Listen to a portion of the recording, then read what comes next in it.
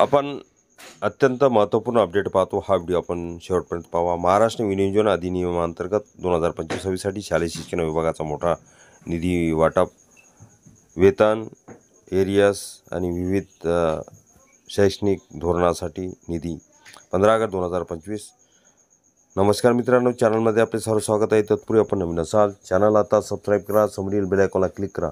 निश्चितच नवनवीन अपडेट अखिल तांबुसर classes channel मार्फत सतत आपल्याला पाहायला मिळतील। चॅनलला लाईक, कमेंट, सबस्क्राईब मित्रांना शेअर करायला विसरू नका। पाहूया सविस्तर। राज्यातील शालेय शिक्षण क्रीडा क्षेत्राच्या सर्वांगीण विकासासाठी महाराष्ट्र शासनाने 2025-26 या आर्थिक वर्षासाठी मोठ्या प्रमाणावर निधी वितरणाची घोषणा केली आहे।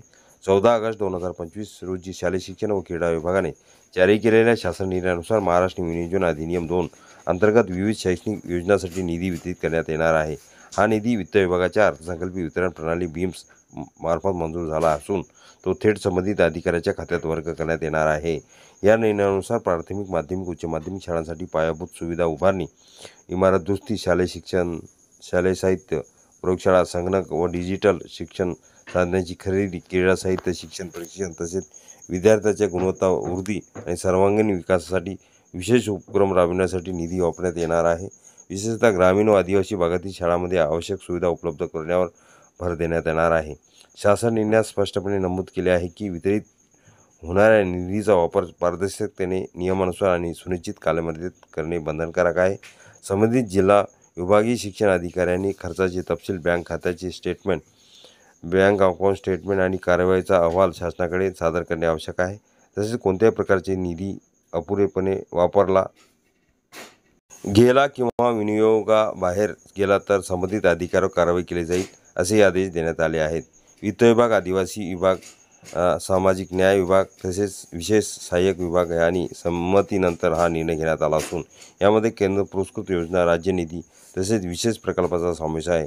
यामुळे शालेय शिक्षण क्षेत्रात पायाभूत सुविधा सुधारणा, तांत्रिक साधनांची उपलब्धता, विद्यार्थी, क्रीडा विकास आणि शिक्षक कार्यक्षमता वाढ यामध्ये मोठी भर पडण्याची अपेक्षा आहे। शालेय शिक्षण व क्रीडा विभागाचे हा उपक्रम राज्यातील लाखो विद्यार्थ्यांच्या शैक्षणिक प्रवासाला गती देणार असून विशेषतः दुर्गम आणि वंचित भागातील शाळांना नवसंजीवनी मिळणार आहे। शालेय शिक्षण विभागासाठी संपूर्ण राज्यासाठी महत्त्वपूर्ण शासन निर्णय। रेखाशीर्ष वितरित अनुदान मंजूर झालेले आहे। आपण पूर्ण माहिती बघितलेली आहे।